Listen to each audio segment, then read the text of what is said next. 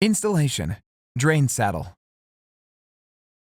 A drain saddle is to provide a drain connection for the reverse osmosis water filtration system to a drain pipe. It allows wastewater flow from the system's drain line into the drain pipe under the sink. To install, Step 1. Choose a spot on the drain pipe convenient for installing the drain saddle and tubing. A horizontal pipe is recommended to minimize the dripping sound. Do not install it after the P-trap to prevent potential microorganism growth. Step 2. Drill a 1/4-inch hole into the drain pipe. Paste the seal pad around the hole to prevent leaks.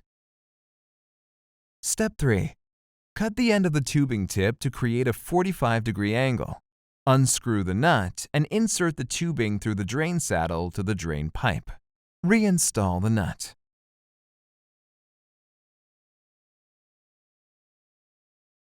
Step 4.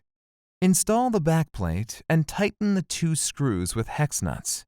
Pull the tubing lightly to ensure it is secure.